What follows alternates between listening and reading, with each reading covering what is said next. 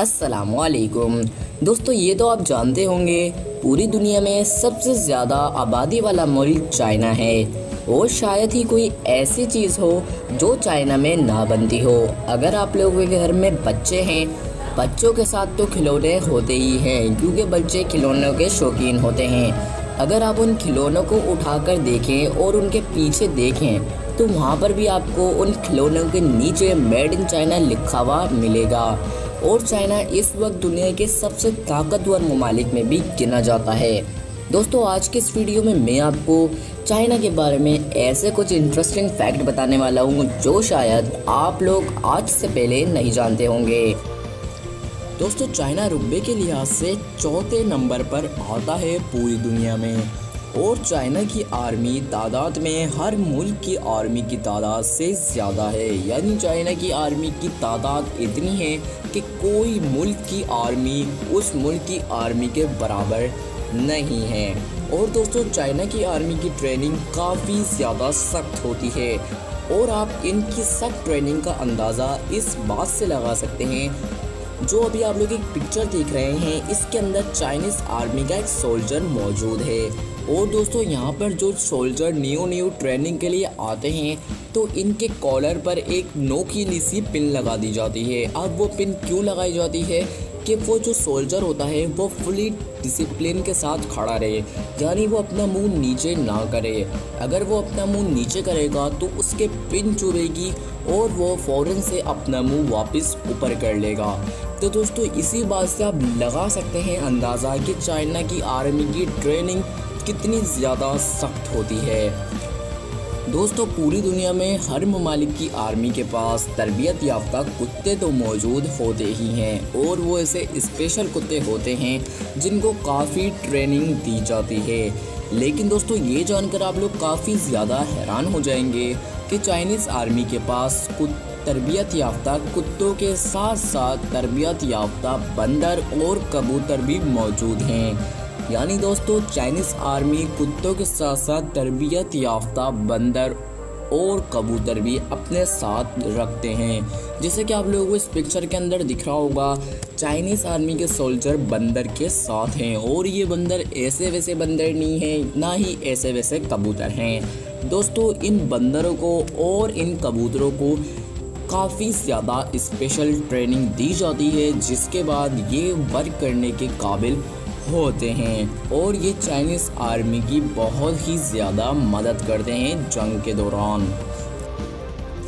दोस्तों, आजकल के जदीद तरीन दौर में और चाइना जैसा मुल्क जो इतना जदीद तरीन है, जहाँ पर हर रोज़ 10 आसमान से छूने वाली बिल्डिंग तैयार कर ली जाती हैं, इस आजकल के जदीद तरीन दौर में चाइना के अंदर 4 करोड़ से ज़ायद अफराद अभी भी गारों में रहते हैं। अब दोस्तों, वो क्यों रहते हैं, आइए जानते हैं। दोस्तों, ये जो गारें आप लोगों को पिक्चर के अंदर दिख रही हैं और इन गारों की ख़ास बात ये है कि यहाँ पर ये गारें गर्मी के मौसम में ठंडी रहती हैं और सर्दी के मौसम में गर्म रहती हैं। यहाँ के रहने वाले लोगों का ये कहना है कि जो गारें हैं, अगर गर्मी का मौसम हो तो ये ठंडी रहती हैं और अगर सर्दी का मौसम हो तो ये गारें गर्म हो जाती हैं। दोस्तों, चाइना के लोग हर जानवर को खा जाते हैं, ये तो आप लोगों को पता ही होगा।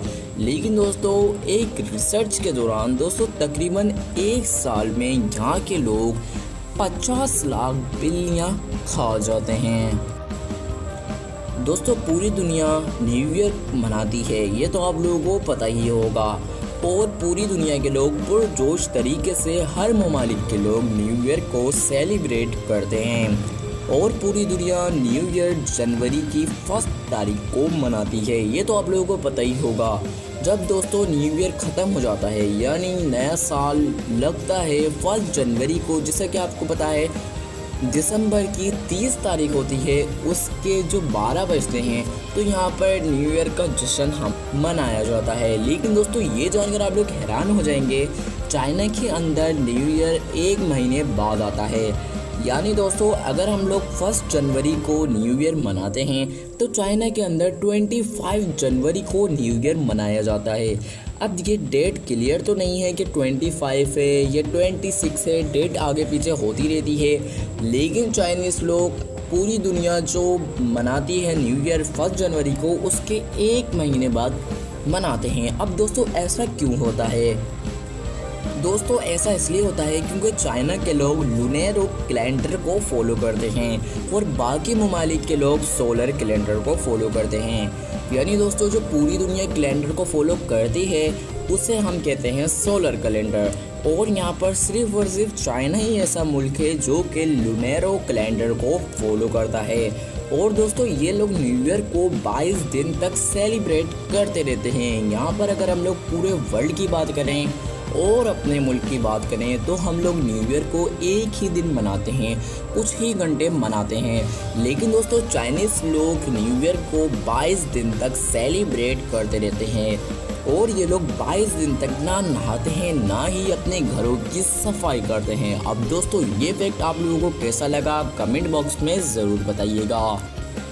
अगर दोस्तों आप बुक पढ़ने के शौकीन हैं तो आपको चाइना चले जाना चाहिए, क्योंकि दोस्तों अगर कोई इंसान बुक लिखता है, यानी अगर कोई भी इंसान बुक अपनी लिखता है और वो बुक पब्लिश तो उसके नाम से ही होती है, लेकिन प्राइस भी वो अपने ही हिसाब से रखता है जिस इंसान ने बुक लिखी है। यानी अगर आप लोग कोई भी बुक लिखते हैं और उसके प्राइस भी आप ही लिखेंगे, क्योंकि वो आपने बुक लिखी है तो आप ही उसके प्राइस लिखेंगे कि ये बुक 100 रुपीज़ की होगी या 20 रुपीज़ की। लेकिन दोस्तों चाइना के अंदर अलग ही कुछ है। दोस्तों चाइना के अंदर अगर आप लोग कोई भी बुक खरीदने जाते हैं तो आप लोगों को बुक के प्राइस वो बंदा नहीं बताएगा जिसने बुक लिखी होगी। दोस्तों यहाँ पर वज़न को देखकर बुक के प्राइस बताए जाते हैं। जितनी वज़नी बुक होगी उतने ही उस बुक के ज़्यादा प्राइस होंगे। यानी अगर वो बुक हल्की वज़न में हुई तो उसके प्राइस कम होंगे, लेकिन अगर वो बुक भारी हुई वज़न में तो उसके प्राइस काफ़ी ज़्यादा हाई होंगे। अब दोस्तों इससे पहले ये फैक्ट आप लोग जानते थे चाइना के बारे में? नहीं, कमेंट बॉक्स में ज़रूर बताइएगा। दोस्तों आज की इस वीडियो में मैंने आपको चाइना के बारे में कुछ ऐसे इंटरेस्टिंग फैक्ट बताए जो शायद आप लोग आज से पहले नहीं जानते होंगे।